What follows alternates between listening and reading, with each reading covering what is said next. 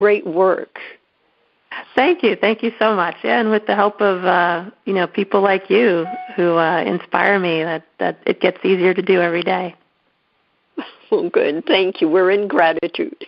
Yes, and everyone out there, listen and start reading labels. Yes, okay. Read those labels. Sure. Okay. Bye for now. Thank you, Deborah. Bye-bye. Thank you. Yes.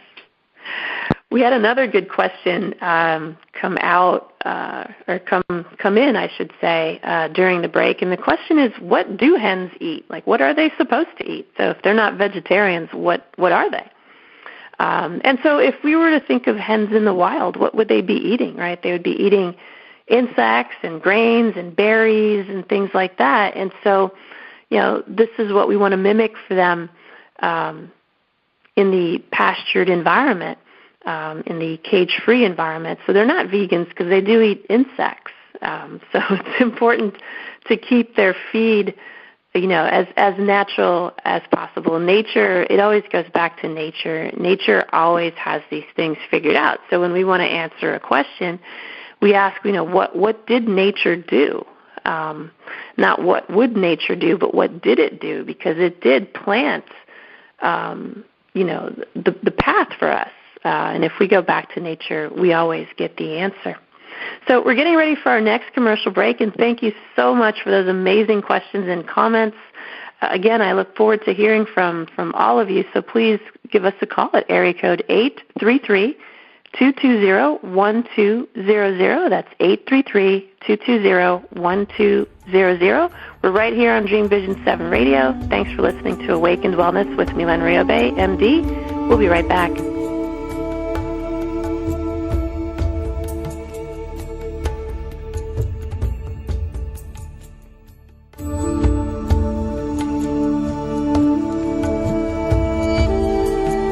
What happens when we begin to realize that the 200-year experiment we've called the American healthcare system has failed? Learn how spirituality, ancient traditions, and cutting-edge science are merging to create a new paradigm of wellness on Awakened Wellness with Milen Riobe, MD.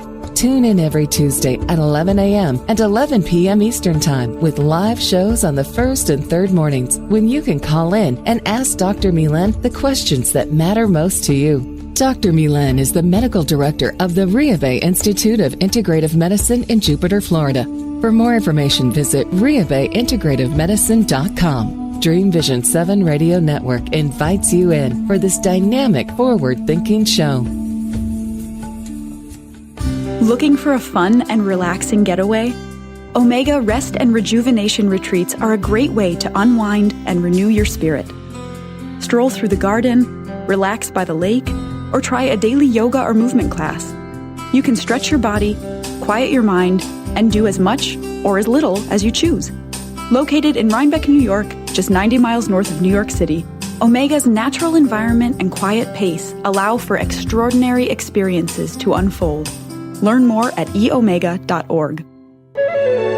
This is Dream Vision 7 Radio Network, uniting mankind with universal love. Our shows are created from the heart, bringing each listener to a place of divine enlightenment. Breathe, relax, and enjoy. Let life flow. Welcome back to Awakened Wellness with Milen Riobe, MD, right here on Dream Vision 7 Radio. I'm your host, Dr. Milen, and today we were exploring the Eggstraordinary Egg Controversy and why medical studies are so confusing. And I'd like to spend the last segment of our show today just touching on the latest data that came out just this past Sunday on aspirin. So again, we're asked to take a baby aspirin, we're asked to stop taking a baby aspirin, then we're asked to take another one, and then we're asked to stop again. So now Americans over the age of 70, unless they're at very high risk of having a stroke or a heart attack, are now being asked to stop their baby aspirin yet again. And so the American College of Cardiology and the American Heart Association released new guidelines just this past Sunday. And what they found is the risk of gastrointestinal bleeding is too high in those over the age of 70. to warrant taking a baby aspirin for the sole purpose of preventing heart disease or stroke. Now, please bear in mind that this is only if you have not already had a heart attack or a stroke. So if you have a history of having had a heart attack or a stroke, they continue to recommend that you take the baby aspirin and take the risk, of the possible gastrointestinal bleeding. But they took away the recommendation for the rest of the population. So unless you're at high risk, which means that you may have an excessive family history, if you're a cigarette smoker, obesity, if you have hypertension, if you have certain cardiovascular markers that place you at high risk, you are being asked to continue to take this baby aspirin. But if you are 70 years or older without an increased risk, you're being asked not to take low-dose aspirin. The risk of bleeding from taking a baby aspirin is quite high. So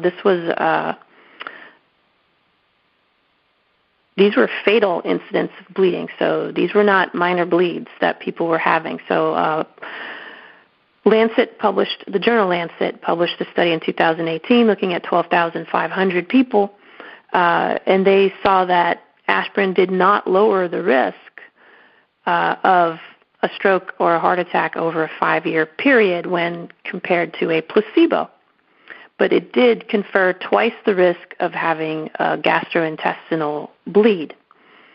A study published in 2017 by the same journal Lancet showed that those over the age of 75 had a very serious risk of gastrointestinal bleeding that could be fatal or land them in the hospital. So the recommendation is to have a conversation with your physician. Stopping aspirin suddenly also increases the risk of heart attacks and strokes. So there was a Swedish study back in 2017 that showed if you stopped your aspirin suddenly, you had a 37% increased risk of stroke or a heart attack. So don't just stop your aspirin out of the blue. Please have a conversation with your physician so that you can assess your cardiovascular risk. And if you're deemed to be not at risk enough to warrant taking that baby aspirin, you want to wean yourself off slowly under the guidance of your physician. So what's the deal with aspirin? Why is it safe to take 1 minute and not safe to take the next? Well, this goes back to what is aspirin. So if we look at aspirin, it is what's called acetylsalicylic acid, so ASA. It was basically made in a laboratory in 1853 by Charles von Gerhardt. So what is aspirin derived from? It's derived from white willow bark, which is very ancient. So we have history books that tell us, going back as far as 4000 BC, it was used by the Assyrians and the Sumerians. They used white willow bark, or Salix alba. They actually used the leaves of the white willow. And even 4,000 years ago, it was known to be a pain reliever. It was known to lower fevers. And this was the leaf of the willow bark.